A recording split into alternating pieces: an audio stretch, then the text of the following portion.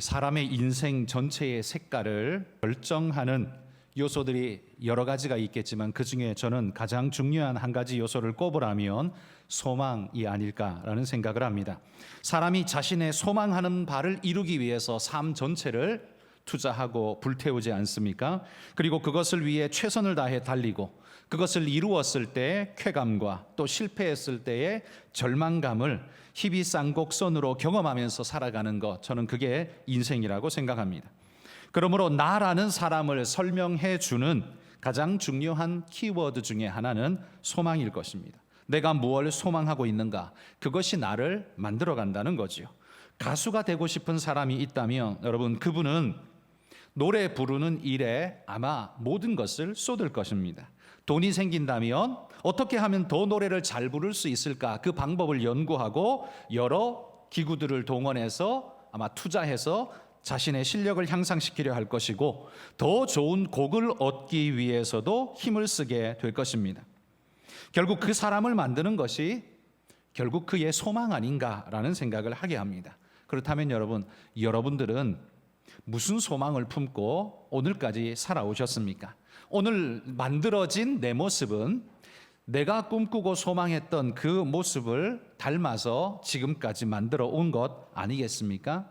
여러분의 소망의 모습이 주님이 기뻐하는 그 소망을 닮아 있기를 축복합니다. 여러분, 예수님과 제자들이 복음 사역을 다니는 길에 노중에서 제자들이 논쟁을 벌였습니다. 논쟁 주제는 누가 크냐였습니다. 아마 그들이 논쟁하는 그 기준은 아마 능력을 기준으로 하든 나이로 하든 누가 먼저 예수님께 부름받았는가를 기준으로 삼든 어떤 조건으로든 누가 크냐에 대한 논쟁이 아마 끊어지지 않았을 겁니다. 그런데 이건 사실 무엇을 기준으로 보느냐에 따라 답이 달라질 수 있죠. 그러니 이 논쟁의 정답은 사실 없다고 봐야 맞지 않을까요? 그런데 집에 들어가신 주님께서 그 길 노중에서는 못 들은 척 조용히 지나가셨는데 집에 들어가셔서는 제자들을 불러 모으셨습니다. 그리고 이렇게 묻습니다. 너희가 길에서 서로 토론한 것이 무엇이냐? 이렇게 묻습니다. 이 질문에 제자들은 입을 닫고 아무 할 말이 없었습니다. 왜냐하면 이 논쟁은 사실 예수님 앞에 내어놓기에 너무 부끄러운 논쟁이었기 때문이지요. 누가 큰지는 예수님이 정해주시면 되는데 자기들끼리 내가 크네 네가 크네 논쟁을 붙였으니 부끄럽기 그지없었습니다. 그러면 여러분, 주님은 왜 이런 질문을 제자들께 불러 모아놓고 하셨을까요? 그 노중에서는 조용히 못 들은 척 하시다가 갑자기 집에 들어가셔서 불러놓고 이 질문을 하신 이유는 뭐겠습니까? 이 논쟁의 종지부를 찍어주시려고 하는 것일까요? 그건 분명 아닐 겁니다. 주님은 제자들의 서열에는 사실 관심이 없습니다. 주님이 바라는 게 그게 아니라는 거죠. 그런 의미에서 여러분, 우리는 베드로를 가리켜서 수제자라고 부르는 이것, 저는 이게 옳지 않다라고 생각을 합니다. 왜냐하면 사실 이 수제자 개념이 필요한 건 사실 천주교회에서이거든요. 왜냐하면 베드로가 수제자가 되어야 로마 교회가 수장교회가 될 수 있기 때문에 베드로를 높이 띄우는 것은 천주교에서는 꼭 해야만 하는 그런 일이었습니다. 그러다 보니 베드로를 수제자라 부르고 베드로의 수위권을 주장하고 하는 것은 천주교에서는 왕성하게 하는 일이죠. 그러나 개혁교회인 개신교회가 이런 교회 개념으로 베드로를 수제자니 뭐니 이야기하는 것은 사실 우리가 굳이 할 일은 아니라고 생각합니다. 그리고 그 근거로 성경 어디에도 베드로를 수제자라고 부르지를 않습니다. 근거가 나오지 않습니다. 오히려 예수님의 사랑받는 제자라고 해서 사도 요한을 그렇게 표현하는 특별한 부름은 있지만 베드로를 뭐 특별하게 부른 건 없습니다. 특히 오늘 본문에 빗대어 보자면 더더욱 그렇죠. 주님은 제자들의 이 서열에는 관심이 없으시기 때문입니다. 그러면 관심 없는데 왜 이 질문을 주님이 하셨던 걸까요? 이건 주님의 질문이 아니라 사실은 꾸중이기 때문입니다. 쓸데없는 이런 논쟁을 누가 하라 했느냐라는 꾸중처럼 그들에게 들렸을 겁니다. 사실 여러분, 인간에게 경쟁의식과 서열 정리는 피조물의 본성이라고 저는 생각합니다. 동물의 세계도 보시면 어떤 동물의 세계도요, 서열이 다 있습니다. 우두머리가 있고 그 우두머리를 쫓는 무리들이 있죠. 그러나 이 짐승의 세계에는요, 이 서열이 그냥 단순히 누가 높으냐의 문제를 떠나서 이건 공동체를 누가 이끌어 먹여 살릴 것이냐라는 중대한 문제가 연관되어 있기 때문에 이 짐승의 세계에서 우두머리를 뽑는 이 서열은 그들에게 있어서 생존에 굉장히 중요한 것이 될 것입니다. 그런데 인간에게도 이런 서열의 본능은 여전히 존재합니다. 특별히 남자들에게 좀 더 강하게 나타나는 것 같습니다. 학교에서 성적으로 우리는 서열을 배웠고 군대에서 계급으로 서열을 배웠기 때문에 어디를 가든지 서열을 정리합니다. 특히 한국인들은 처음 만나는 사람 만나면 인사를 던지고 난 다음에 그 다음에 묻고 싶은 게 뭐예요? 나이가 어떻게 되세요? 이거 묻고 싶습니다. 왜 이거 묻습니까? 내가 이거 말을 놔야 될지 높여 존대를 해야 될지 애매하기 때문이죠. 불편한 거죠. 그래서 일단 서열 정리부터 해놓고 누가 형인지 동생인지 정리부터 해놓고 이야기하자. 이게 한국인의 특성 속에 깊이 스며 있는 것 같습니다. 그런데 요즘 젊은 세대는 또 이런 면에서 자유롭죠. 그러다 보니 이런 젊은 세대와 어른 세대가 만나면 불편한 겁니다. 불문율처럼 되어 있는 이걸 젊은이들은 따르지 않기 때문이죠. 나는 했는데 저 사람은 안 해주면 손해보는 생각이 들고 억울한 마음도 들지 않겠습니까? 제자들 역시 인간이라 특히나 남자이기 때문에 더 이런 서열의식과 경쟁의식이 크게 작동했을 것 같습니다.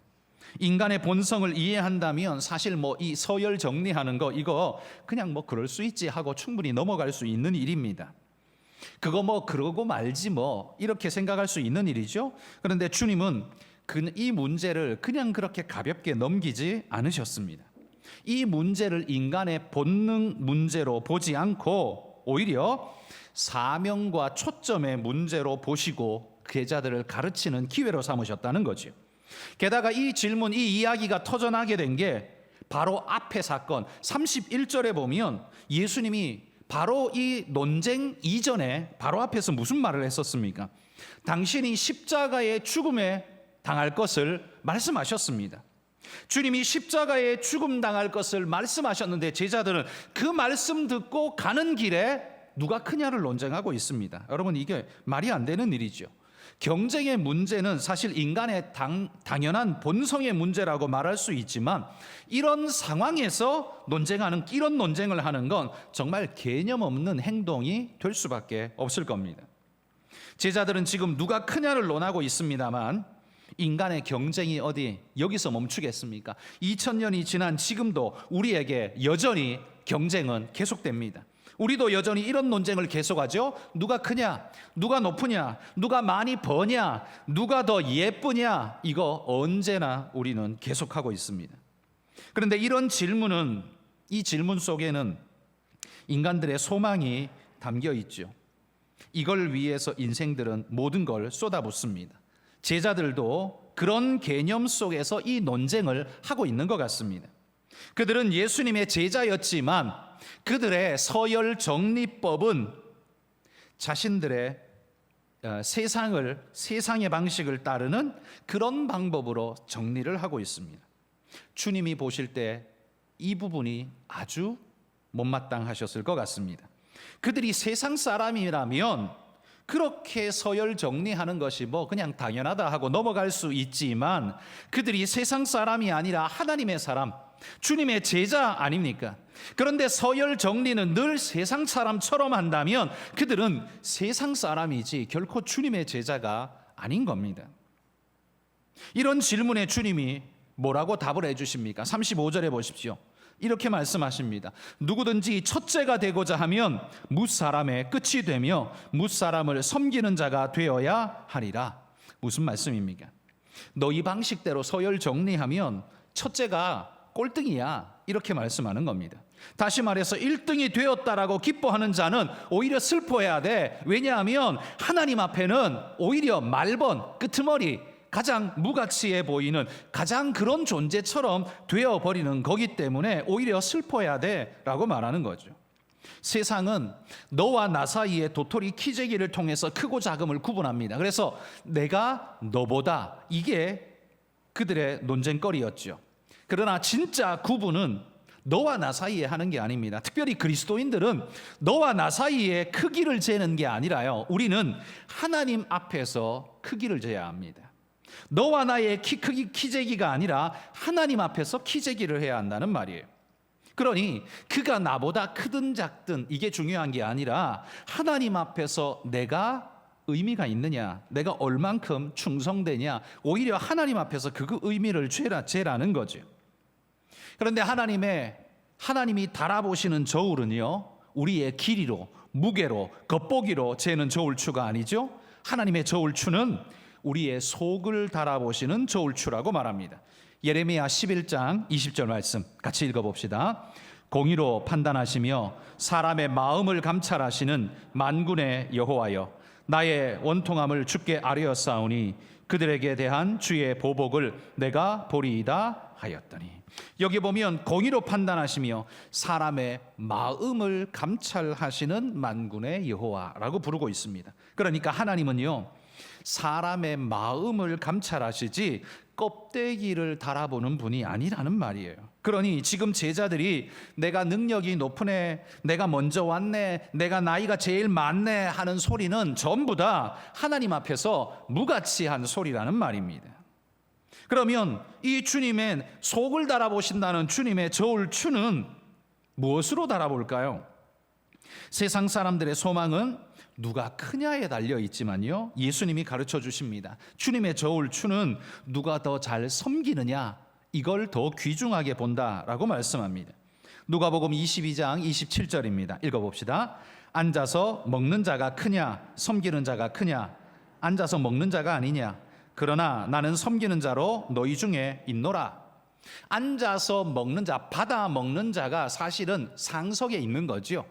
섬기는 자가 오히려 낮은 자, 이게 세상의 원리입니다. 그런데 주님이 말합니다. 그러나 나는 섬기는 자로 너희 중에 있노라. 그래서 섬기는 것이 더 중요하고 주님이 보시는 관점이라고 우리에게 강조해 주는 거죠. 마태복음 18장 4절도 한번 읽어봅시다. 그러므로 누구든지 이 어린아이와 같이 자기를 낮추는 사람이 천국에서 큰 자니라. 주님이 달아보시는 저울추는요, 누가 더 잘 섬기며 누가 더 겸손하게 자기를 낮추는가를 주님이 주목한다라고 말씀하고 있습니다. 주님은 당신의 제자들이 세상의 저울추를 가지고 자기를 자꾸 달아보려고 하는 이것 잘못된 것이고, 그게 아니라 주님의 저울추로 자신을 달아보라고 주님이 우리에게 말씀하는 거예요. 그리고 그 기준은 크기가 아니라 섬김과 겸손이라고 말씀하고 있습니다. 주님이 여기서 큰 자니라 라고 표현한 이 크다라는 건 크기를 말하는 게 아니죠. 주님께서 높이는 자니라 라는 말입니다. 사실 여러분, 우리가 세상에서 누가 크냐라는 이거 왜 따집니까? 결국 세상이 알아주기를 바라서 따지고 있는 것 아닙니까? 뭐 굳이 그렇게 크지 않아도 상관없는데 우리는 서로 크기를 따지면서 누가 크냐를 늘 경쟁합니다. 이런 경쟁 구도 속에 사로잡혀 살아가다 보니 늘 우리의 계산법은 세상적일 수밖에 없습니다. 그리고 그런 세상 속에 열심히 세상적 계산법으로 살다가 교회를 와도 여전히 교회 안에서도 우리의 계산법은 세상적으로 작동되어집니다. 주님은 제자들이요, 섬김과 소망으로 살아가기를, 섬김의 소망으로 살아가기를 바라고 계십니다. 이기기를 다투며 살기보다 섬기기를 소망하며 살아가라고 말씀합니다. 가지고 채움으로써 자기 가치를 높이려고 하는 인간의 노력, 그것은 마치 바람을 잔뜩 불어넣어서 풍선처럼 부풀리는 그 개구리처럼 실상은 자신이 아니지만 바람을 잔뜩 집어넣은 다음에 자신이 큰 것처럼 흉내내고 있는 이 모습은 오히려 하나님 앞에 안쓰러움일 뿐이죠. 오히려 그리스도의 제자는요, 그런 식으로 자기의 크기를 만들어내려고 하는 자가 되어서는 안 되고 오히려 섬기기를 소망하는 자로 살아가라고 우리 주님이 명령하고 있습니다. 여러분, 가지고 채움으로써 자기 가치를 높이려고 하는 자는 이미 그 태도 속에서 이미 우리에게 뭔가 정보를 주죠. 나는 모자랍니다. 비었습니다. 그러니 가지고 채우려고 혈안이 된 겁니다. 그런데 여러분, 섬기고 사랑하는 사람은 어떻습니까? 어떤 메시지를 줍니까? 내 안에 가득하고 내가 만족하니 여러분과 함께 나누겠습니다라는 메시지를 주지 않습니까? 그런데 여러분, 그리스도인인 우리가 세상 사람들처럼 똑같이 가지고 채우는데 혈안이 되어서 그렇게 눈이 시뻘개서 살아간다면 믿지 않는 사람들이 우리를 보면서 어떤 정보를 얻을까요? 예수 믿어도 다 쓸모없네. 어차피 똑같잖아. 저렇게 눈이 시뻘게 가지고 채우려고 혈안이 된 거 보니 교회 가도 안 채워지는 게 분명해. 결국 이 메시지 아닙니까? 여러분, 만약에 우리가 교회 다니는다고 해도 신앙생활 한다고 하면서도 세상에서는 늘 이런 메시지를 전달하고 있다면 여러분, 이거야말로 주님을 욕되게 하는 일 아닐까요? 우리가 그리스도의 제자이고 하나님의 사람이라면 우리가 세상에 나아가서 보여줘야 할 모습은 가지고 채움으로써 자기 가치를 높이려는 모습보다는 섬기고 나눔으로써 하나님이 내게 채워주신 것이 풍성해. 나는 비록 재산은 없지만, 나는 비록 당신보다 아는 게 적을지 모르지만, 그러나 하나님이 내게 주신 은혜의 풍성함을 나는 누리면서 행복하게 살아. 나는 당신에게 작지만 조금이라도 나누는 삶을 살고 싶어. 여러분, 이거야말로 그 사람 속이 가득 찼다는 걸 증명해 주는 것 아닐까요? 그리스도인이 살아야 할 모습이 이것 아닐까요? 그런데 교회에 와서 우리는 늘 기도하는 내용이 뭡니까? 많이 채워지는 것, 남들보다 더 높아지는 것, 똑똑해지는 것, 이것만 우리는 늘 기도합니다만 사실 오히려 그 모습이 배에다가 바람 잔뜩 집어넣은 개구리처럼 하나님이 보실 때는 안쓰러운 모습이 아닐까요? 네가 기도해야 될 게 정녕 그것이더냐? 주님께서 우리에게 혹시 그렇게 말씀하시지 않을까요? 내가 너에게 준 하늘의 기쁨과 소망은 너에게 아무것도 아니더냐? 주님이 혹시 그렇게 우리에게 말씀하고 계시지 않을까요?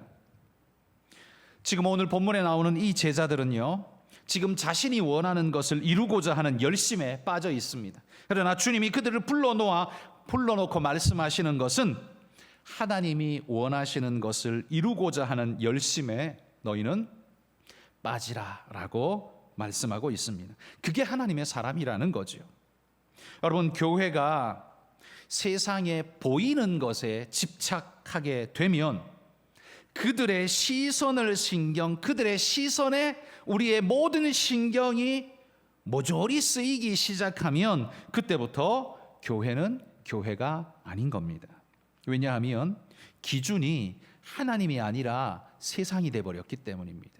그들이 뭐라고 말하는지가 그냥 내게 너무 강하게 와닿아서 그들이 뭐라고 말만 하면 부르르 떨면서 빨리 바꿔야 돼 하면서 교회를, 성경의 베이스에 세워진 교회를 뿌리부터 바꿔버리려고 하는, 혹시 그런 사람이 있다면 여러분, 그 사람은 하나님을 믿는 게 아니라 세상을 믿는 거 아닙니까? 뭐하러 교회를 나왔을까요?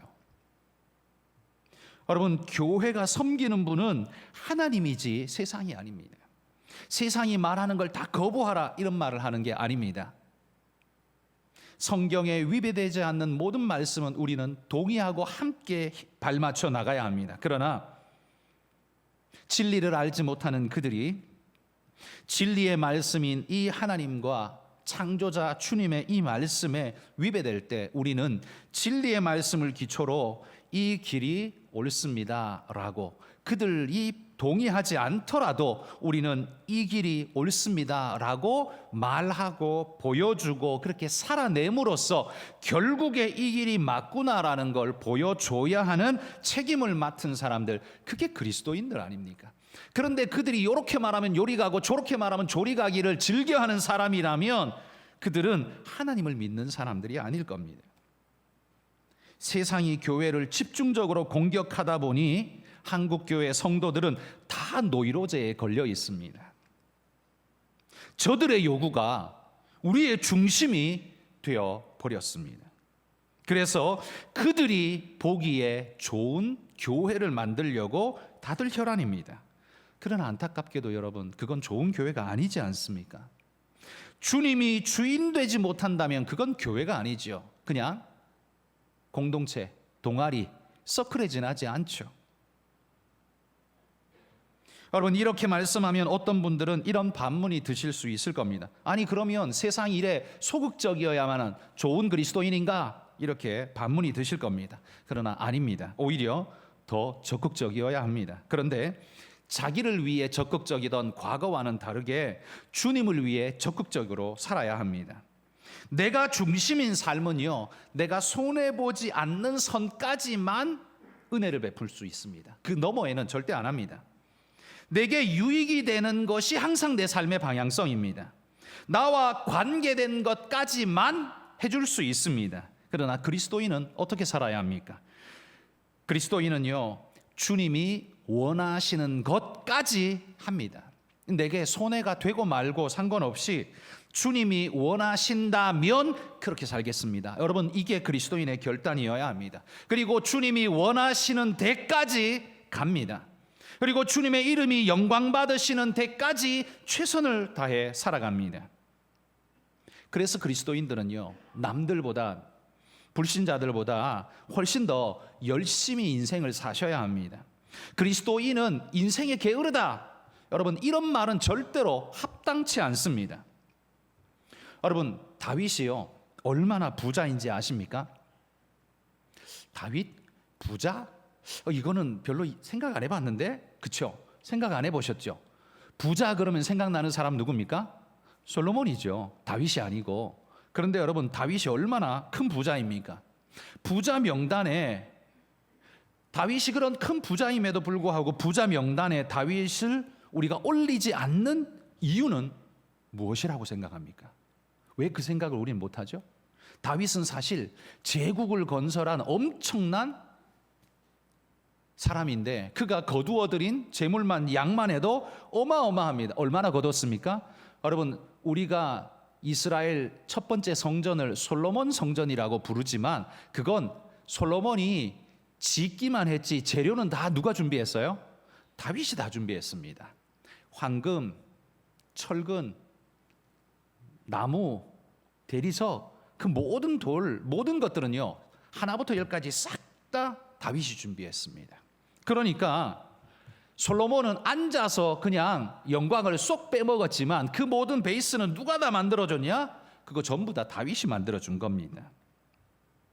그리고 다윗은요, 자신의 모든 것을 오직 하나님 위해 드리는데 주저하지 않았습니다. 그 모든 솔로몬의 성전이라고 부르는 그 거대한 찬란한, 휘황찬란한 영광스러운 그걸 볼 때마다 우리는 솔로몬의 성전, 솔로몬의 영광을 떠올리지만 사실은 다윗을 떠올려야 합니다. 그건 다윗의 영광이거든요. 다윗은 그런 엄청난 부자였습니다. 그걸 지을 수 있는 부자였어요. 그런데 성경 어디에도 다윗이 부자였다는 이야기를 하는 곳은 없습니다. 왜일까요? 왜냐하면요, 다윗이 거기에 전혀 관심이 없었기 때문입니다. 다윗은 자신이 부자라는 이런 것에 아무 관심이 없었습니다. 그런데 실제적으로 다윗은 어마어마한 부자였습니다. 그 건물을 통째로 금으로 도색하고도 남을 만큼, 그 기물들을 금으로 만들고도 남을 만큼 어마어마한 부자가 다윗이었습니다. 그런데 여러분, 다윗은 인생의 부자 되기 위해 힘써 본 적이 없습니다. 다윗이 지평수 넓히고 하기 높이고 땅평수 넓히는데 골몰했다라는 그런 기록 본 적이 있습니까? 없습니다. 그런데 다윗이 또 얼마나 열심히 살았는지는 우리가 다 잘 알고 있습니다. 다윗처럼 치열하게 최선을 다해 산 사람도 드물 것입니다. 여러분, 다윗이 부자라고 언급되지 않는 이유가 뭔 줄 아십니까?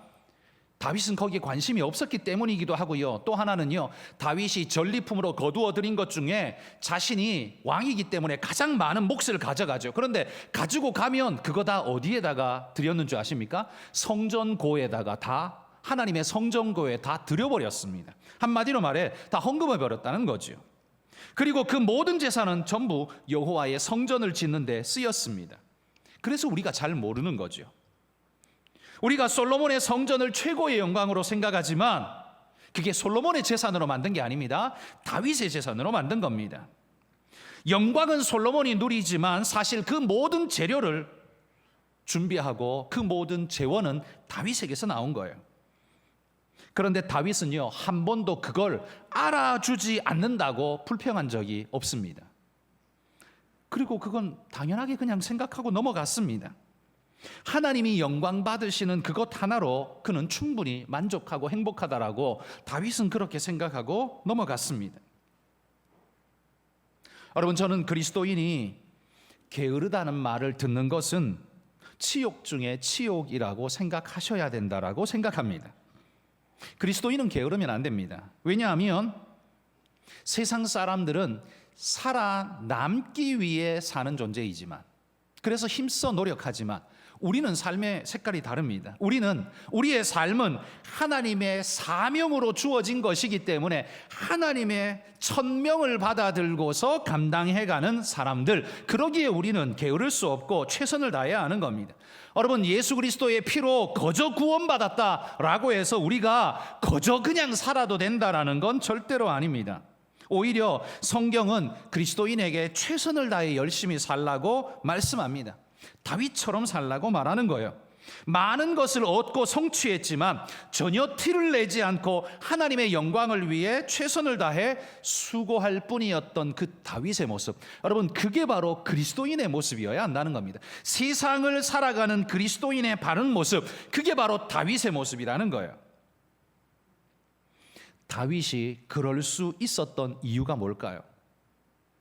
다윗이 그 많은 재산을 가졌음에도 불구하고요, 거기에 관심을 가지지 않을 수 있었던 이유, 그걸 다 성전에 바칠 수 있었던 이유, 그리고 성전을 지을 수 있었던 이유, 뭘까요? 그리고 그 많은 그 큰 부자임에도 불구하고 다윗을 우리의 내리 속에 다윗과 부자라는 이 두 단어에는 뭔가 연결선이 없다라고 생각되어지는, 이런 생각을 하게 되는 이유가 뭘까요? 그건 바로 다윗의 소망이 여호와께만 있었기 때문입니다. 소망이 여호와께 있는 사람은요, 누가 크냐를 따지지 않습니다. 게으르지도 않습니다. 돈 얼마나 벌었냐에 관심을 가지고 있는 게 아닙니다. 오히려 하나님이 기뻐하시는 삶으로 채워지는 것을 자기 행복으로 삼습니다. 여러분, 제가 설교 서두에 여러분의 소망은 무엇입니까? 이렇게 제가 물었습니다. 여러분의 소망은 무엇입니까? 다윗은 하나님을 소망했더니만요, 예수 그리스도를 모르는 사람임에도 불구하고 그 전에 태어났으니까요, 오직 하나님 한 분만 바라보면서 소망했더니만 삶의 색깔이 부자, 그 누구보다 가장 큰 부자임에도 불구하고 우리 뇌리 속에 다윗 부자 연결이 안 되는 것처럼 오직 하나님에게 집중했던 사람이기 때문에 그의 삶이 가장 아름다운 모습으로 열매 맺는 걸 보지 않습니까? 여러분, 여러분의 소망은 혹시 세상 사람과 동일하게, 오늘 제자들과 동일하게 누가 크냐 여기에 함몰되어 있지는 않습니까? 우리가 어떻게 살아가야 할지는 바로 이 질문 속에 답이 있습니다. 여러분, 예수님께서 하시는 이 말씀처럼 섬기며 살고 겸손하게 살면 하나님이 큰 은혜로 우리를 채우실 겁니다. 그런데 그게 어떻게 가능합니까? 하늘을 소망하십시오. 오늘날 그리스도인들이 하늘을 소망하는 걸 잊어버렸기 때문에 땅의 것에 집착하고 매일 수밖에 없는 상태로 살아갑니다. 여러분도 보셔서 아시다시피, 여러분, 우리나라 한국교회 40년, 50년 전의 신앙 모습하고 지금 우리 아이들이 신앙하는 모습하고 한번 비교해 보십시오. 저도 제 딸이 하나는 대학을 다니고 하나는 고등학교를 다니는데 보고 있으면 되게 좀 걱정부터 됩니다. 쟤들의 소망은 뭘까? 하나님하고 아무런 상관이 없이 커가고 있는 건 아닐까라는 두려움이 마음속에 참 많이 듭니다. 여러분, 신앙생활 한다는 우리, 하나님을 수십 년 믿었다는 우리, 여러분, 우리 자신을 돌아보며 내 소망은 무엇이었나 돌아보고 앞으로 살아갈 내 삶의 소망은 무엇에 두고 살 것인가를 생각해 보시면서, 여러분, 주님 앞에 누가 크냐 따지는 존재가 아니라 주님 소망에 사로잡혀서 다윗처럼 멋지게 살아가는 그런 인생의 승리자가 다 되실 수 있기를 주님의 이름으로 축복합니다.